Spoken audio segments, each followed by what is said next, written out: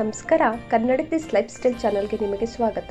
ಇವತ್ತಿನ ಈ ವಿಡಿಯೋದಲ್ಲಿ ನಮ್ಮ ಬೆಂಗಳೂರಿನಿಂದ ದೇವಾಲಯಗಳ ನಾಡು ಎಂದೇ ಪ್ರಸಿದ್ಧಿ ಹೊಂದಿರುವ ತಮಿಳುನಾಡಿಗೆ ಹೋಗ್ತಾ ಇದ್ದೀವಿ. ಅಂದ್ರೆ ನಮ್ಮ ಬೆಂಗಳೂರಿಂದ ಮೊದಲು ಮಧುರೈಗೆ ಹೋಗಿ ಆ ನಂತರ ಮಧುರೈಯಿಂದ ರಾಮೇಶ್ವರಂ ಹೋಗಿ ರಾಮೇಶ್ವರಂ ಕನ್ಯಾಕುಮಾರಿಗೆ ಹೋಗ್ತಾ ಇದ್ದೀವಿ. ಈ ರೋಡ್ ಟ್ರಿಪ್ ನಾವು ಕಾರಲ್ಲಿ ಹೋಗ್ತಾ ಇರೋದು. 3 nights 4 days ಹೋಗ್ತಾ ಇರೋದು.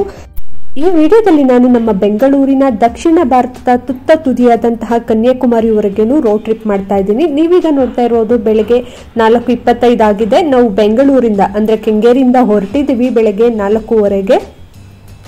ನಾವು ನೈಸ್ ರೋಡ್ ಮೂಲಕ ಹೋಗ್ತಾ ಇದ್ದೀವಿ. ಹೊಸೂರ್ ಕಡೆಯಿಂದ ನೈಸ್ ರೋಡ್ ಅಲ್ಲಿ ಸ್ವಲ್ಪ ಆಕ್ಸಿಡೆಂಟ್ ಆಗಿ ಟ್ರಾಫಿಕ್ ಜಾಮ್ ಆಗಿತ್ತು. ಅದಕ್ಕೋಸ್ಕರ ನೈಸ್ ರೋಡ್ ಅಲ್ಲಿ ನಮ್ಗೆ ಅರ್ಧ ಗಂಟೆ ವೇಸ್ಟ್ ಆಯ್ತು ಬೆಳಗ್ಗೆ ಹೋಗ್ಬೇಕಾದ್ರೆ ಟ್ರಿಪ್ಪಿಗೆ.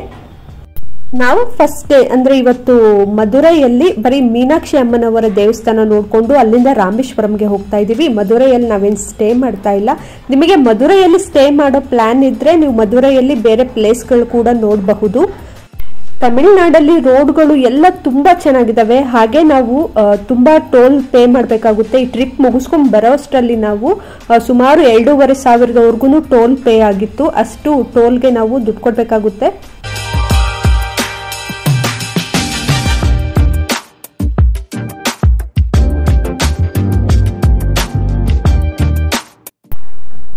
ನೋಡಿ, ಈಗ ನಾವು ನಮ್ಮ ಕರ್ನಾಟಕವನ್ನ ಬಿಟ್ಟು ತಮಿಳುನಾಡಿಗೆ ಎಂಟ್ರಿ ಕೊಡ್ತಾ ಇದ್ದೀವಿ. ಬೆಳಗ್ಗೆ ಬೇಗ ಹೊರಟ್ರೆ ನಮಗೆ ಮೀನಾಕ್ಷಿ ಅಮ್ಮನವರ ದರ್ಶನ ಬೇಗ ಸಿಗುತ್ತೆ. ದೇವಸ್ಥಾನ 1 ಗಂಟೆಗೆ ಕ್ಲೋಸ್ ಆಗುತ್ತೆ. ನಾವು ಬೆಳಗ್ಗೆ ಇಲ್ಲಿ ಸುಮಾರು 4:15 ಬೆಂಗಳೂರು ಬಿಟ್ರೆ ನಾವು 1 ಗಂಟೆ ಒಳಗಡೆ ಅಮ್ಮನವರ ದರ್ಶನ ಮಾಡಿಕೊಂಡು ಬೇರೆ ಪ್ಲೇಸ್ಗಳನ್ನ ನೋಡಬಹುದು. ಅಥವಾ ನೀವು ಬೇರೆ ಕನ್ಯಾಕುಮಾರಿ ಅಥವಾ ರಾಮೇಶ್ವರಂ ಹೋಗ್ಬೇಕು ಅನ್ಕೊಂಡಿದ್ರೆ ದರ್ಶನ ಮುಗಿಸ್ಕೊಂಡು ಬೇಗ ಹೋಗಬಹುದು. ಇಲ್ಲಾಂದ್ರೆ ನೀವು ಸಂಜೆ 3 ರಿಂದ 4 ಗಂಟೆವರೆಗೂ ವೆಯ್ಟ್ ಮಾಡಬೇಕಾಗುತ್ತೆ ಬೆಂಗಳೂರು ಲೇಟ್ ಆಗಿ ಬಿಟ್ರೆ. ನಾವೀಗ ಹೊಸೂರಲ್ಲಿದ್ದೀವಿ. ತಮಿಳುನಾಡಿನ ಕೃಷ್ಣಗಿರಿ ಜಿಲ್ಲೆಯಲ್ಲಿ ಇದು ಒಂದು ಕೈಗಾರಿಕಾ ನಗರ ಆಗಿದೆ. ನಾವು ಹೊಸೂರಾದ್ಮೇಲೆ ಕೃಷ್ಣಗಿರಿ, ಸೇಲಂ ಹಾಗೆ ಮಧುರೈ ಈ ರೂಟಲ್ಲಿ ಹೋಗ್ತಾ ಇದ್ದೀವಿ.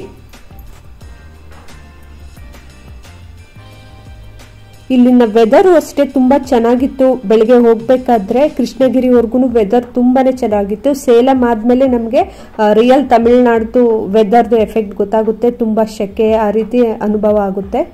ನೋಡಿ, ಈಗ ನಾವು ಕೃಷ್ಣಗಿರಿ ಹತ್ತತ್ರ ಇದ್ದೀವಿ. ಸುತ್ತಮುತ್ತ ಬೆಟ್ಟ ಗುಡ್ಡಗಳಿಂದ ಹಸಿರಾಗಿ ತುಂಬಾ ಚೆನ್ನಾಗಿದೆ ಪರಿಸರ ಅಂತೂ ನೋಡೋದಕ್ಕೆ. ಬೆಳಗ್ಗೆ ಹೋಗ್ಬೇಕಾದ್ರೆ ಆ ಮೋಡಗಳನ್ನೆಲ್ಲ ನೋಡ್ಕೊಂಡು ಕಣ್ಣಿಗಂತೂ ಆನಂದ ಅಂತಾನೆ ಹೇಳಬಹುದು.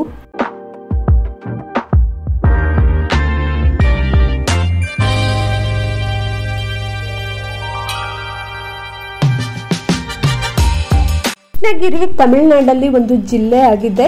ಈ ಕೃಷ್ಣಗಿರಿ ಇತಿಹಾಸ ಪೂರ್ವ ಪ್ರಾಮುಖ್ಯತೆಯನ್ನು ಹೊಂದಿದೆ. ಪೂರ್ವ ಇತಿಹಾಸದ ಪ್ರಕಾರ ಕೃಷ್ಣಗಿರಿ ಶಿಲಾಯುಗ, ನವಶಿಲಾಯುಗ, ಮೆಸೋಲಿಥಿಕ್ ಯುಗದಲ್ಲಿ ಮಾನವ ರೀತಿಯ ಆವಾಸ ಸ್ಥಾನಗಳ ಉಪಸ್ಥಿತಿಯನ್ನು ದೃಢೀಕರಿಸುತ್ತವೆ ಅಂತ ಹೇಳ್ತಾರೆ. ಈ ವಿಡಿಯೋದಲ್ಲಿ ನೀವು ನೋಡ್ತಿರೋದೆಲ್ಲ ಕೃಷ್ಣಗಿರಿಯಿಂದ ಅಕ್ಕಪಕ್ಕ ಹೋಗ್ಬೇಕಾದ್ರೆ ಸಿಕ್ಕಿದ್ದು ಮೋಡಗಳೆಲ್ಲ ಕೈಗೆ ಸಿಗುತ್ತೆ ಅನ್ನೋ ಅಷ್ಟು ಹತ್ರದಲ್ಲಿ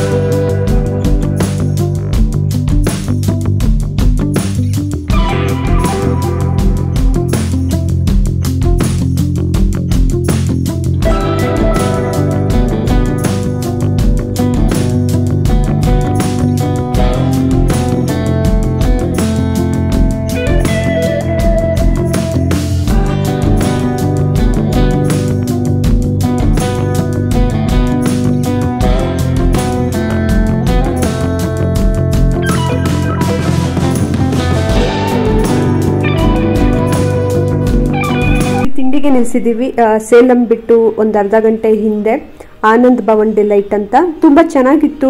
ನಮಗೆ ತಮಿಳ್ನಾಡಿಗೆ ಬಂದ್ರೆ ಊಟಕ್ಕೆ ತೊಂದರೆ ಆಗಲ್ಲ ಅನ್ಸುತ್ತೆ, ಯಾಕೆಂದ್ರೆ ದೋಸೆ ಇಡ್ಲಿ ಎಲ್ಲ ಸಿಮಿಲರ್ ತಿಂತೀವಿ ಕರ್ನಾಟಕದವರು ತಮಿಳ್ನಾಡವರು. ಹಾಗೆ ಲಾಸ್ಟ್ ಟೈಮ್ ನಮಗೆ ಕೇರಳಕ್ಕೆ ಹೋದಾಗ ತುಂಬಾ ತೊಂದರೆ ಆಗಿತ್ತು ಊಟಕ್ಕೆ. ಆ ರೀತಿಯಾಗಿ ಇಲ್ಲೇನೂ ಆಗ್ಲಿಲ್ಲ. ಇದು ಮೈನ್ ರೋಡಲ್ಲೇನೆ ಇದೆ ಹೋಟೆಲ್, ನಿಮಗೆ ಬೇಕಿದ್ರೆ ನೀವು ಇಲ್ಲಿ ಟೇಸ್ಟ್ ಮಾಡಬಹುದು. ರುಚಿ ತುಂಬಾ ಚೆನ್ನಾಗಿತ್ತು. ನಾವು ಇಲ್ಲಿಂದ ತಿಂಡಿ ತಿನ್ಕೊಂಡು ಹೊರಡೋ ಅಷ್ಟರಲ್ಲಿ ಬೆಳಗ್ಗೆ 8:30 ಆಗಿತ್ತು. ದೇವಸ್ಥಾನ ಬೇಗ ಕ್ಲೋಸ್ ಆಗುತ್ತೆ ಮಧ್ಯಾಹ್ನ 1 ಗಂಟೆ ಅಷ್ಟರಲ್ಲಿ. ಆ ಕಾರಣಕ್ಕಾಗಿ ನಾವು ಬೇಗ ಹೋಗಬೇಕು ಅಂತ ಹೊರಡ್ತಾ ಇದ್ದೀವಿ. ಈಗ ನೋಡಿ ನಾವು ಸೇಲಂ ಅಲ್ಲಿದ್ದೀವಿ. ಸೇಲಂ ಕೂಡ ಇದು ತಮಿಳುನಾಡಲ್ಲಿ ಒಂದು ಜಿಲ್ಲೆ ಆಗಿದೆ. ಇದು ಸಹ ಶಿಲಾಯುಗಕ್ಕೂ ಬಹಳ ಹಿಂದಿನ ಇತಿಹಾಸ ಹೊಂದಿದೆ ಅಂತ ಪುರಾಣಗಳ ಪ್ರಕಾರ ತಿಳಿಯುತ್ತೆ.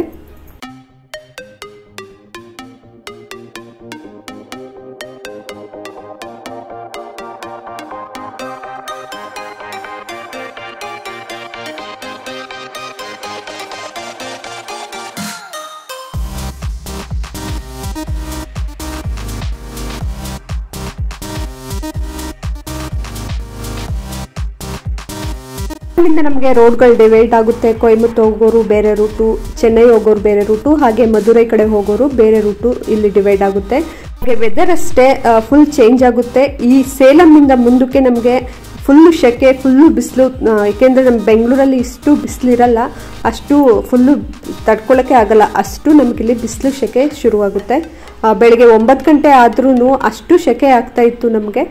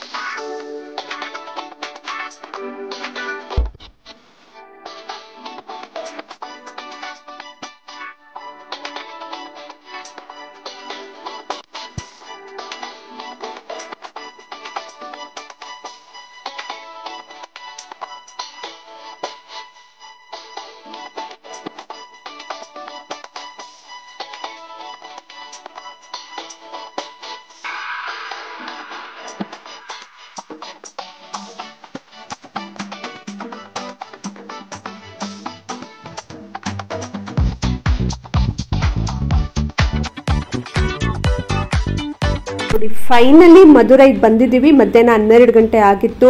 ನಮಗೆ 1 ಅವರ್ ನೈಸ್ ರೋಡು ಹಾಗೆ ಸೇಲಂ ಹತ್ರ ಅರ್ಧ ಗಂಟೆ 1 ಅವರ್ ಟ್ರಾಫಿಕ್ ಜಾಮ್ ಆದ್ರೂ 12 ಗಂಟೆ ಒಳಗಡೆ ಬಂದೋ ಮಧುರೈಗೆ. ಈ ಮಧುರೈ ಬಗ್ಗೆ ಹೇಳೋದಾದ್ರೆ ಮಧುರೈ ತುಂಬಾ ಅತ್ಯಂತ ಹಳೆಯ ನಗರವಾಗಿದೆ. ವಗೈ ನದಿ ತೀರದ ಪ್ರಾಚೀನ ಹಾಗೂ ಪ್ರತಿಷ್ಠಿತ ನಗರ ಆಗಿದೆ ಅಂತ ಹೇಳ್ತಾರೆ. ಈ ಪ್ರದೇಶವು ಪಾಂಡ್ಯ ರಾಜ್ಯದ ರಾಜಧಾನಿಯಾಗಿತ್ತಂತೆ. ಅದು ಸುಮಾರು 4ನೇ ಶತಮಾನದಿಂದ ಹಿಡಿದು 11ನೇ ಶತಮಾನದವರೆಗೂ ಅಂತ ಇತಿಹಾಸದಲ್ಲಿ ಹೇಳ್ತಾರೆ. ನಾವಿಲ್ಲಿ ಮಧುರೈ ಮೀನಾಕ್ಷಿ ದೇವಸ್ಥಾನ ನೋಡ್ಕೊಂಡು ಹೊರಡ್ತೀವಿ. ಮಧುರೈ ಮೀನಾಕ್ಷಿ ದೇವಸ್ಥಾನ ದಕ್ಷಿಣ ಭಾರತದ ಅತ್ಯಂತ ಪ್ರಸಿದ್ಧ ದೇವಾಲಯಗಳಲ್ಲಿ ಸಹ ಇದು ಒಂದಾಗಿದೆ. ನಾವೀಗ ನೋಡಿ ದೇವಸ್ಥಾನದ ಹತ್ರ ಹೋಗ್ತಾ ಇದೀವಿ. ನಾವು ಮೊದಲನೇ ಸತಿ ಮಧುರೈಗೆ ಬಂದ್ರೆ ಸ್ವಲ್ಪ ಕನ್ಫ್ಯೂಷನ್ ಇರುತ್ತೆ. ಬೋರ್ಡ್ ಎಲ್ಲ ಅಷ್ಟು ಕರೆಕ್ಟಾಗಿ ಹಾಕಿಲ್ಲ ದೇವಸ್ಥಾನಕ್ಕೆ ಹೋಗೋ ದಾರಿನ. ನಾವು ಮ್ಯಾಪ್ ನೋಡ್ಕೊಂಡೇ ಹೋಗ್ಬೇಕು. ಹಾಗೆ ನೀವು ಕಾರಲ್ಲಿ ಬಂದಿದ್ರೆ ಅಲ್ಲಿ ನಿಮಗೆ ಕಾರ್ ಪಾರ್ಕಿಂಗ್ ಮಾಡೋದಕ್ಕೆ ತುಂಬಾ ಕಷ್ಟ ಆಗುತ್ತೆ. ದೇವಸ್ಥಾನದ ಪಾರ್ಕಿಂಗ್ ಹುಡಿಕೊಂಡು ಹೋಗೋದಕ್ಕೂ ಹೆವಿ ಟ್ರಾಫಿಕ್ ಇರುತ್ತೆ, ತುಂಬಾ ಕಷ್ಟ ಇರುತ್ತೆ. ನೀವೆಲ್ಲರೂ ದೂರ ನಿಲ್ಲಿಸಿ ಬೈ ವಾಕ್ ಹೋಗಬಹುದು, ಅಥವಾ ಅಲ್ಲಿ ಪ್ರೈವೇಟ್ ಪಾರ್ಕಿಂಗ್ ಇರುತ್ತೆ. ನಾವು ಅದೇ ರೀತಿ ನಿಲ್ಸಿದ್ದು, ಬಟ್ ಅವರು 1 ಅವರ್ಗೆ 100 ರೂಪೀಸ್ ಚಾರ್ಜ್ ಮಾಡ್ತಾರೆ. ಈಗ ನಾವು 1 ಅವರ್ ಮೇಲೆ 1 ನಿಮಿಷ ಎಕ್ಸ್ಟ್ರಾ ಇದ್ರೂ ಅವ್ರು 50 ರೂಪಾಯಿ ಇಸ್ಕೊತಾರೆ. ನಮಗೂ ಹಾಗೇನೆ 250 ರೂಪಾಯಿ ಆಗೋಯ್ತು. 2 ಅವರ್ ಮೇಲೆ 5 ನಿಮಿಷ ಎಕ್ಸ್ಟ್ರಾ ಇದ್ದಿದ್ಕೇನೆ. ನೀವು ಪ್ರೈವೇಟ್ ಪಾರ್ಕಿಂಗ್ ನಲ್ಲಿ ಏನಾದ್ರೂ ಕಾರ್ ಪಾರ್ಕ್ ಮಾಡ್ತೀನಿ ಅಂದ್ರೆ ಅಲ್ಲೇ ಕರೀತಾರೆ. ನಾವು ದೇವಸ್ಥಾನದ ರೋಡಲ್ಲಿ ಹೋಗ್ಬೇಕಾದ್ರೆ ಕಾರ್ ಪಾರ್ಕಿಂಗ್ ಇದೆ ಬನ್ನಿ ಅಂತ. ಅವರು ಟೈಮ್ ಏನ್ ಮೆನ್ಷನ್ ಮಾಡ್ತಾರೆ ಅದನ್ನು ನೋಡ್ಕೊಳ್ಳಿ. ಅವರು ಸ್ವಲ್ಪ ಲೇಟ್ ಆಗಿ ಅಂದ್ರೆ ನಾವು ಬಂದಿದ್ದ ಟೈಮಿಂಗ್ಸ್ಗಿಂತ ಹಿಂದೆನೆ ಹಾಕ್ಬಿಡ್ತಾರೆ. ಅದಕ್ಕೋಸ್ಕರ ಅವ್ರ ಟೈಮಿಂಗ್ಸ್ ಎಲ್ಲ ಬರ್ಕೋಬೇಕಾದ್ರೆ ನೀವೇ ನೋಡ್ಕೊಳ್ಳಿ. ಹಾಗೆ ಅಮೌಂಟ್ ಮೊದಲೇ ಮಾತಾಡ್ಕೊಳ್ಳಿ. ಒಬ್ಬೊಬ್ರು ಒಂದೊಂದು ರೇಟ್ ಹೇಳ್ತಾರೆ. ಮತ್ತೆ ಜನಗಳು ಅಷ್ಟೇನೆ ಇಲ್ಲಿ ಸ್ವಲ್ಪ ರಫ್ ಇರ್ತಾರೆ. ಅದಕ್ಕೋಸ್ಕರ ನೀವು ಅದನ್ನೆಲ್ಲ ನೋಡ್ಕೊಂಡು ಬಂದ್ರೆ ಓಕೆ. ಈಗ ನೋಡಿ ನಾವು ದೇವಸ್ಥಾನದ ಹತ್ರ ಸ್ಲಿಪ್ಪರ್ ಬಿಡ್ತಾ ಇದ್ದೀವಿ. ಹಾಗೆ ಮೊಬೈಲ್ ಲಾಕರ್ ಅಲ್ಲೇ ಇಟ್ಬಿಡ್ಬೇಕು. ದೇವಸ್ಥಾನದ ಒಳಗಡೆ ಮೊಬೈಲ್ ಅಲೋ ಮಾಡೋದಿಲ್ಲ. ನಾನು ಈ ದೇವಿ ಸನ್ನಿಧಿ ಬಗ್ಗೆ ಹಾಗೆ ಮಧುರೈಯಲ್ಲಿ ಏನೇನು ಪ್ಲೇಸ್ ನೋಡಬಹುದು, ಶಾಪಿಂಗ್ ಮಾಡಬಹುದು, ಅದ್ರ ಬಗ್ಗೆ ಎಲ್ಲ ನೆಕ್ಸ್ಟ್ ವಿಡಿಯೋದಲ್ಲಿ ತಿಳಿಸ್ಕೊಡ್ತೀನಿ. ಈಗ ನಾವು ಮಧುರೈ ಅಮ್ಮನವರ ದರ್ಶನ ಮಾಡಿಕೊಂಡು ಮೀನಾಕ್ಷಿ ಅಮ್ಮನವರದು ರಾಮೇಶ್ವರಂಗೆ ಹೊರಡ್ತಾ ಇದ್ದೀವಿ ಈಗ ದೇವಸ್ಥಾನದಿಂದ. ನೀವು ಮದುರೈ ಬಂದಾಗ ಖಂಡಿತ ಶಾಪಿಂಗ್ ಮಾಡಬಹುದು. ಅದು ನೆಕ್ಸ್ಟ್ ವಿಡಿಯೋದಲ್ಲಿ ತಿಳಿಸ್ತೀನಿ. ತುಂಬ ಚೆನ್ನಾಗಿದೆ ಶಾಪಿಂಗ್ ಮಾಡೋದಕ್ಕೆಲ್ಲ, ಮನೆಗೆ ಬೇಕಾಗಿರುವಂತಹ ಐಟಮ್ಸ್ಗೆ. ಈಗ ನೋಡಿ, ಮದುರೈಯಿಂದ ನಾವು ಸುಮಾರು 3 ಗಂಟೆಗಳ ಕಾಲ ಜರ್ನಿ ಮಾಡ್ಕೊಂಡು ರಾಮೇಶ್ವರಂಗೆ ಹೋಗ್ತಾ ಇದೀವಿ. ಇದು ಮೊದಲನೇ ದಿನನೇ, ನಾವು ಮದುರೈಯಲ್ಲಿ ಏನು ಸ್ಟೇ ಮಾಡ್ತಾ ಇಲ್ಲ. ಮೊದಲನೇ ದಿನನೇ ನಾವು ರಾಮೇಶ್ವರಂಗೆ ಬಂದಿದ್ದೀವಿ. ನೋಡಿ, ಆಲ್ರೆಡಿ ಆ ಕಡೆ ಈ ಕಡೆ ಸಮುದ್ರ ನಮಗೆ ಕಾಣಿಸ್ತಾ ಇದೆ. ಬ್ರಿಡ್ಜ್ ಹತ್ತುತ್ತಾ ಇದ್ದೀವಿ ರಾಮೇಶ್ವರಂದು. ಈ ಬ್ರಿಡ್ಜ್ನ ಹೆಸರು ಪಂಬನ್ ಬ್ರಿಡ್ಜ್ ಅಂತ. ಇದು ಭಾರತದ ಮುಖ್ಯ ಭೂಭಾಗ ಮತ್ತು ರಾಮೇಶ್ವರಂ ದ್ವೀಪದ ನಡುವೆ ಸಂಪರ್ಕ ಹೊಂದಿಸುವಂತಹ ಸೇತುವೆಯಾಗಿದೆ. ಇದನ್ನ 1914ರಲ್ಲಿ ನಿರ್ಮಾಣ ಮಾಡ್ತಾರೆ ಮತ್ತು ಇದು ಆಗಿನ ಕಾಲಕ್ಕೆ ಭಾರತದ ಮೊದಲ ಸಮುದ್ರದ ಸೇತುವೆ ಆಗಿದೆ ಅಂತ ಹೇಳ್ತಾರೆ. ನೋಡಿ ಎಷ್ಟು ಚೆನ್ನಾಗಿದೆ ಅಂದ್ರೆ ತುಂಬಾ ಚೆನ್ನಾಗಿದೆ ಇಲ್ಲಿ ನೋಡೋದಕ್ಕೆ. ರಾಮೇಶ್ವರಂ ಹೋಗ್ಬೇಕಾದ್ರೆ ನಮ್ಗೆ ರಾಮೇಶ್ವರಂಗೆ ಕನೆಕ್ಟ್ ಮಾಡೋದೇ ಈ ಸೇತುವೆ. ಇಲ್ಲಿ ರೈಲ್ವೆಲ್ಲೂ ಸಹ ಹೋಗ್ಬೋದು. ಆ ಟ್ರೈನಲ್ಲಿ ಹೋಗ್ಬೇಕಾದ್ರಂತೂ ಇನ್ನೂ ಚೆನ್ನಾಗಿ ಕಾಣಿಸುತ್ತೆ ನಮ್ಗೆ. ಅಲ್ಲಿನ ವ್ಯೂ ಎಲ್ಲ ಸೂಪರ್ ಆಗಿರುತ್ತೆ. ನೀವು ಖಂಡಿತ ಟ್ರೈನಲ್ಲಿ ಹೋಗೋ ಅವಕಾಶ ಸಿಕ್ಕಿದ್ರೆ ಇಲ್ಲಿಗೆ ಬಂದಾಗ ಹೋಗಿ ನೋಡಿ. ಪಕ್ಕದಲ್ಲಿ ಕಾಣಿಸ್ತಿದೆ ರೈಲ್ವೆ ಬ್ರಿಡ್ಜು.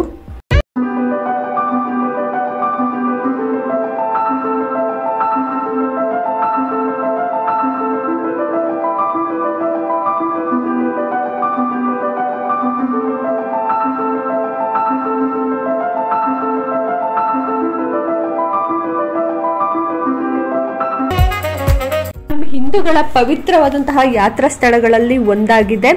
ಜೀವನದಲ್ಲಿ ಒಮ್ಮೆ ಆದ್ರೂ ರಾಮೇಶ್ವರಂಗೆ ಭೇಟಿ ನೀಡಬೇಕು, ಅದರಿಂದ ಪುಣ್ಯ ಲಭಿಸುತ್ತೆ ಅಂತಹ ನಂಬಲಾಗಿದೆ. ಪುರಾಣಗಳ ಪ್ರಕಾರ ಶ್ರೀರಾಮಚಂದ್ರರು ಶ್ರೀಲಂಕಾಕ್ಕೆ ರಾಮ ಸೇತುವೆಯನ್ನು ಕಟ್ಟಿದಂತಹ ಸ್ಥಳ ಇದಾಗಿದೆ. ಹಾಗೆ ಇಲ್ಲಿ ರಾಮನಾಥ ಸ್ವಾಮಿಯ ದೇವಾಲಯ ಸಾಕಷ್ಟು ಜನಪ್ರಿಯತೆಯನ್ನು ಪಡೆದಿದೆ. ಅದೆಲ್ಲ ನಾನು ನಿಮಗೆ ಮುಂದಿನ ವಿಡಿಯೋಗಳಲ್ಲಿ ತಿಳಿಸ್ತೀನಿ, ಯಾವ್ಯಾವ ಸ್ಥಳ ಇದೆ ರಾಮೇಶ್ವರಂ ಅಲ್ಲಿ ನೋಡೋದಕ್ಕೆ. ಹಾಗೆ ಧನುಷ್ಕೋಡಿ, ನಮ್ಮ ದಕ್ಷಿಣ ಭಾರತದ ಕೊನೆಯಾದ ಸ್ಥಳ, ಅಂದ್ರೆ ಭಾರತದ ಲಾಸ್ಟ್ ಲ್ಯಾಂಡ್ ಅಂತ ಏನ್ ಕರಿತೀವಿ ಅದು ಇದೆ ಧನುಷ್ಕೋಡಿ. ಅದನ್ನು ನಾನು ನಿಮ್ಗೆ ಮುಂದಿನ ವಿಡಿಯೋದಲ್ಲಿ ತೋರಿಸ್ತೀನಿ. ಈಗ ನೋಡಿ, ನಾವು ರಾಮೇಶ್ವರಂಗೆ ಬಂದಿದ್ದೀವಿ ಅಲ್ಲ, ಸಂಜೆ ಸುಮಾರು 5 ಗಂಟೆಯಿಂದ 5:15 ಸಮಯ ಆಗಿತ್ತು ನಾವು ರಾಮೇಶ್ವರಂಗೆ ಬಂದಾಗ. ಬೆಳಗ್ಗೆಯಿಂದ ಫುಲ್ ಜರ್ನಿ ಮಾಡಿ ಸುಸ್ತಾಗಿದ್ದ ಕಾರಣ ನಾವಿವತ್ತು ಬೇರೆ ಪ್ಲೇಸ್ ಏನು ರಾಮೇಶ್ವರಂ ಅಲ್ಲಿ ನೋಡ್ತಿಲ್ಲ. ಇಲ್ಲೇ ಫಸ್ಟ್ ಡೇ ನಾವು ರಾಮೇಶ್ವರಂ ಅಲ್ಲಿ ಸ್ಟೇ ಮಾಡ್ತಾ ಇದೀವಿ.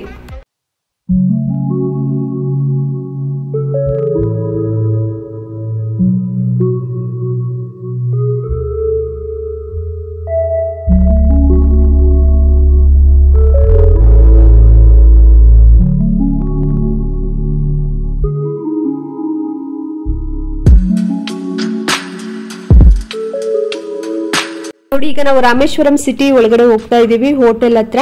ಫಸ್ಟ್ ನಾವು ರಾಮೇಶ್ವರಂಗೆ ಎಂಟ್ರಿ ಆಗಬೇಕು ಅಂದ್ರೆ 100 ರೂಪಾಯಿ ಕಲೆಕ್ಟ್ ಮಾಡ್ಕೋತಾರೆ 24 ಅವರ್ಸ್ಗೆ. 24 ಗಂಟೆ ಟೈಮ್ಗಿಂತ ಜಾಸ್ತಿ ಇರ್ತೀವಿ ಅಂದ್ರೆ ಮತ್ತೆ ಎಕ್ಸ್ಟ್ರಾ ಅಮೌಂಟ್ ಪೇ ಮಾಡಬೇಕಾಗುತ್ತೆ ಇಲ್ಲಿ. ಈಗ ಅಮೌಂಟ್ ಎಲ್ಲ ಪೇ ಮಾಡಿ ನಾವು ಹೋಟೆಲ್ ಬಂದಿದ್ದೀವಿ. ಈ ಹೋಟೆಲ್ದು ಡೀಟೇಲ್ಸು ಮತ್ತೆ ಯಾವ ರೀತಿ ಇದೆ ಇದು ರಿವ್ಯೂ ಎಲ್ಲ ನಾನು ಬೇರೆ ವಿಡಿಯೋದಲ್ಲಿ ನಿಮಗೆ ತಿಳಿಸ್ತೀನಿ. ಈಗ ಸಂಜೆ 6 ಗಂಟೆ ಆಗಿತ್ತು ನಾವು ಹೋಟೆಲ್ಗೆ ಬಂದಾಗ.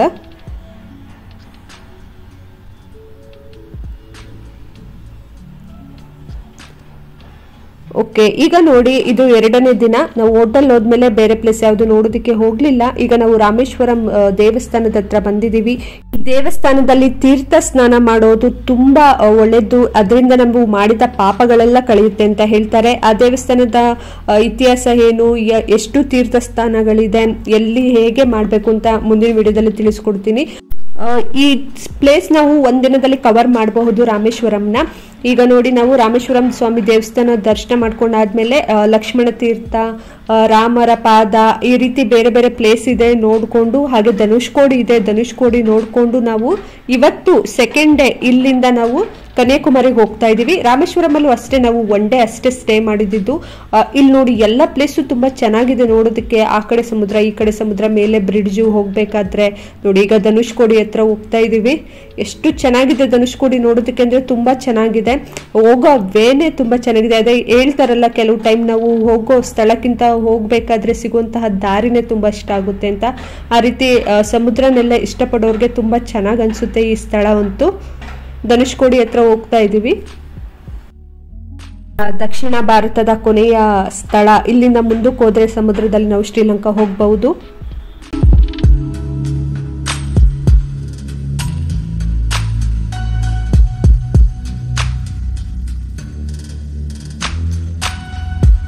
ರಾಮೇಶ್ವರಂ ಅಂದ್ರೆ ಸೆಕೆಂಡ್ ಡೇ ಅಲ್ಲಿ ರಾಮೇಶ್ವರಂ ಎಲ್ಲ ಫುಲ್ ಕವರ್ ಮಾಡ್ಕೊಂಡು ಎಲ್ಲ ಪ್ಲೇಸ್ ನೋಡ್ಕೊಂಡು ಧನುಷ್ಕೋಡಿಯಿಂದ ಹೊರಡ್ತಾ ಇದೀವಿ ಕನ್ಯಾಕುಮಾರಿ ಕಡೆಗೆ. ಕನ್ಯಾಕುಮಾರಿಗೆ ಹೋಗ್ಬೇಕಾದ್ರೆ ಧನುಷ್ಕೋಡಿಲಿ ನೀವೇನಾದ್ರೂ ನಾನ್ ವೆಜ್ ತಿನ್ನೋದಾದ್ರೆ ಇಲ್ಲಿ ಫಿಶ್ ಫ್ರೆಶ್ ಆಗಿ ತಗೊಂಡು ಮಾಡ್ಕೊಡ್ತಾರೆ, ಖಂಡಿತ ತಿಂದ್ಕೊಂಡು ಬನ್ನಿ, ತುಂಬಾ ಚೆನ್ನಾಗಿರುತ್ತೆ. ಈಗ ನೋಡಿ ಕನ್ಯಾಕುಮಾರಿ ಕಡೆ ಹೋಗ್ತಾ ಇದೀವಿ. ಸುಮಾರು 308 ಕಿಲೋಮೀಟರ್ ಆಗುತ್ತೆ, 6 ಗಂಟೆಗಳ ಕಾಲ ಜರ್ನಿ. ಮಧ್ಯಾಹ್ನ 3 ಗಂಟೆಗೆ ಬಿಟ್ಟಿದ್ದು, ನಾವು ಹೋಗೋ ಅಷ್ಟರಲ್ಲಿ ಕನ್ಯಾಕುಮಾರಿಗೆ ನೈಟ್ 9 ಗಂಟೆ ಆಗ್ಬಿಟ್ಟಿತ್ತು. ಈಗ ಇನ್ನೂ ಆನ್ ದ ವೇ ಹೋಗ್ತಾ ಇದೀವಿ ನೋಡಿ.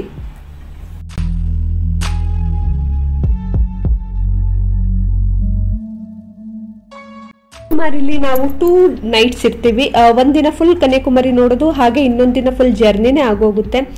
ಸಂಜೆವರೆಗೂ ಕನ್ಯಾಕುಮಾರಿ ನೋಡಿದ್ರೆ ಬೆಂಗಳೂರಿಂದ ಅಂದ್ರೆ ಕನ್ಯಾಕುಮಾರಿಯಿಂದ ಬೆಂಗಳೂರಿಗೆ ನಮಗೆ 12 ಅವರ್ ಆಗುತ್ತೆ. 12 ಗಂಟೆಗಳ ಕಾಲ ನಾವು ಜರ್ನಿ ಮಾಡಬೇಕಾಗುತ್ತೆ. ನಾವು 2 ನೈಟ್ಸ್ ಕನ್ಯಾಕುಮಾರಿ ಸ್ಪೆಂಡ್ ಮಾಡ್ತಾ ಇದೀವಿ. ನೀವು ಇನ್ನೂ ಫುಲ್ ಲಾಂಗ್ ಪ್ಲೇಸ್ ನೋಡ್ಬೇಕು ಅನ್ಸಿದ್ರೆ ಕನ್ಯಾಕುಮಾರಿ ಒಂದಿನ ಇದ್ದು, ಪಕ್ಕದಲ್ಲಿ ನೀವು ಕೇರಳ ಸ್ಟೇಟ್ ಕೂಡ ಇದೆ, ಅಲ್ಲಿಗೂ ಕೂಡ ನೀವು ಹೋಗಬಹುದು. ನೋಡಿ ಈಗ ನಾವು ಸೆಕೆಂಡ್ ಡೇ ಇಲ್ಲಿ ಬಂದಿದ್ದೀವಿ ಕನ್ಯಾಕುಮಾರಿ ಸಿಟಿ. ಎಂಟ್ರಿ ಆಗೋಕೆ ಮುಂಚೆನೆ ಈ ಹೋಟೆಲ್ ಸಿಗುತ್ತೆ. ನಾವು ಇದನ್ನ ಹೋಟೆಲ್ ಬುಕ್ ಮಾಡ್ಕೊಂಡು ಬಂದಿದ್ದೋ. ಸೊ ನೈಟು 9 ಗಂಟೆ ಮೇಲಾಗಿತ್ತು, ಬಂದು ರೆಸ್ಟ್ ಮಾಡ್ದೋ. ಈಗ ನೋಡಿ ನಮ್ದು ಇದು 3ನೇ ದಿನ. ಬೆಳಗ್ಗೆ ಬೇಗ ಇದ್ದು ಹೋಗ್ತಾ ಇದ್ದೀವಿ ಸಿಟಿ ಒಳಗಡೆ, ಕನ್ಯಾಕುಮಾರಿ ಸಿಟಿ ಒಳಗಡೆ. ಈ ಕನ್ಯಾಕುಮಾರಿ ಬಗ್ಗೆ ಹೇಳೋದಾದ್ರೆ ಕನ್ಯಾಕುಮಾರಿ ಭಾರತದ ಜನಪ್ರಿಯ ಪ್ರವಾಸಿ ತಾಣಗಳಲ್ಲಿ ಒಂದು ಯಾತ್ರಾ ಕೇಂದ್ರವಾಗಿದೆ. ತುಂಬಾ ಜನ ಬರ್ತಾರೆ ಕನ್ಯಾಕುಮಾರಿಗೆ. ಸೂರ್ಯ ಹುಟ್ಟೋದು ಮತ್ತೆ ಸೂರ್ಯ ಮುಳುಗೋದು ಎಲ್ಲ ನೋಡೋದಕ್ಕೆ ತುಂಬಾ ಅದ್ಭುತವಾಗಿರುತ್ತೆ. ನಾವು ರಾಮೇಶ್ವರಂ ಅಲ್ಲಿ 24 ಅವರ್ಸ್ಗೆ 100 ರೂಪೀಸ್ ಹೇಗೆ ಪೇ ಮಾಡ್ದೋ, ಇಲ್ಲೂ ಅಷ್ಟೇನೆ ಕನ್ಯಾಕುಮಾರಲ್ಲಿ ಪೇ ಮಾಡಬೇಕಾಗುತ್ತೆ. ಇಲ್ಲಿ 50 ರೂಪಾಯಿ ಕಲೆಕ್ಟ್ ಮಾಡ್ಕೊಂಡ್ರು 24 ಗಂಟೆ ಟೈಮ್ಗೆ. ಈಗ ನೋಡಿ ಸಿಟಿ ಒಳಗಡೆ ಹೋಗ್ತಾ ಇದೀವಿ, ಕನ್ಯಾಕುಮಾರಿ ಸಿಟಿ ಒಳಗಡೆ. ಸ್ಥಳ ಶ್ರೀಕೃಷ್ಣನ ಸಹೋದರಿ ಎಂದು ಪರಿಗಣಿಸಲ್ಪಟ್ಟಿರುವ ಕನ್ಯಾಕುಮಾರಿ ದೇವತೆಯಿಂದ ತನ್ನ ಹೆಸರನ್ನು ಪಡೆದುಕೊಂಡಿದೆ ಅಂತ ಹೇಳ್ತಾರೆ. ಈ ಸ್ಥಳಕ್ಕೆ ಕನ್ಯಾಕುಮಾರಿ ಅಮ್ಮನವರಿಂದನೇ ಹೆಸರು ಬಂದಿರೋದು. ಈಗ ಅಮ್ಮನವರ ದೇವಸ್ಥಾನಕ್ಕೆ ಹೋಗ್ತಾ ಇದ್ದೀವಿ. ಈ ತ್ರಿವೇಣಿ ಸಂಗಮ ಇರಬಹುದು, ಮತ್ತೆ ಈ ಕನ್ಯಾಕುಮಾರಿ ಅಮ್ಮನವರ ಸನ್ನಿಧಿ ಎಲ್ಲ ಅಕ್ಕಪಕ್ಕನೇ ಇರೋದು. ನೀವು ಒಂದಿನದಲ್ಲೇ ಎಲ್ಲನೂ ಮುಗಿಸ್ಕೋಬಹುದು. ತುಂಬಾ ಚೆನ್ನಾಗಿದೆ ಸ್ಥಳ. ನೀವು ಎಲ್ಲಾದ್ರೂ ಟ್ರಿಪ್ ಪ್ಲಾನ್ ಮಾಡಬೇಕು ಅಂತ ಇದ್ರೆ ಖಂಡಿತ ಈ ತಮಿಳುನಾಡಿಗೆ, ಈ ಮಧುರೈ, ರಾಮೇಶ್ವರಂ, ಕನ್ಯಾಕುಮಾರಿ ಎಲ್ಲ ಬರಬಹುದು. ರೋಡು ಅಷ್ಟೇ ತುಂಬಾ ಚೆನ್ನಾಗಿದೆ. ನಮಗೆ ಜರ್ನಿ ಮಾಡಬೇಕಾದ್ರೆ ರೋಡ್ ಚೆನ್ನಾಗಿಲ್ಲ ಅಂತ ಏನು ಟೆನ್ಷನ್ ಆಗೋದಿಲ್ಲ, ಅಷ್ಟು ಚೆನ್ನಾಗಿದೆ. ಈಗ ನೋಡಿ ಕನ್ಯಾಕುಮಾರಿ ಬೇರೆ ಪ್ಲೇಸ್ಗಳು ಏನೇನಿದೆ ನೋಡೋದಕ್ಕೆ ಅಂತ ಮುಂದಿನ ವಿಡಿಯೋದಲ್ಲಿ ತಿಳಿಸ್ಕೊಡ್ತೀನಿ. ಇದಿಷ್ಟು ಈ ಬೆಂಗಳೂರಿನಿಂದ ಮಧುರೈ, ರಾಮೇಶ್ವರಂ, ಕನ್ಯಾಕುಮಾರಿಯ ಒಂದು ರೋಡ್ ಟ್ರಿಪ್ ವಿಡಿಯೋ. ಈ ವಿಡಿಯೋ ಏನಾದರೂ ನಿಮಗೆ ಇಷ್ಟ ಆಗಿದ್ರೆ ದಯವಿಟ್ಟು ಲೈಕ್ ಮಾಡಿ. ಮತ್ತೆ ನಮ್ಮ ಚಾನಲ್ಗೆ ಏನಾದರೂ ಸಬ್ಸ್ಕ್ರೈಬ್ ಆಗದಲ್ಲೇ ವಿಡಿಯೋ ನೋಡ್ತಿದ್ರೆ ದಯವಿಟ್ಟು ಸಬ್ಸ್ಕ್ರೈಬ್ ಆಗಿ, ಹಾಗೆ ಪಕ್ಕದಲ್ಲಿರೋ ಬೆಲ್ ಐಕನ್ ಕ್ಲಿಕ್ ಮಾಡಿ. ಆಗ ನಾನು ಅಪ್ಲೋಡ್ ಮಾಡೋ ವಿಡಿಯೋಸ್ ಎಲ್ಲ ನಿಮಗೆ ಇಮಿಡಿಯೇಟ್ ಆಗಿ ಬರುತ್ತೆ. ಇದೇ ರೀತಿ ನಾನು ಬೇರೆ ವಿಡಿಯೋದಲ್ಲಿ ಸಿಗ್ತೀನಿ ಅಂತ ಹೇಳ್ತಾ ಈ ವಿಡಿಯೋನ ಇಲ್ಲಿಗೆ ಎಂಡ್ ಮಾಡ್ತಾ ಇದ್ದೀನಿ. ಥ್ಯಾಂಕ್ ಯು, ಧನ್ಯವಾದಗಳು. ಜೈ ಆಂಜನೇಯ.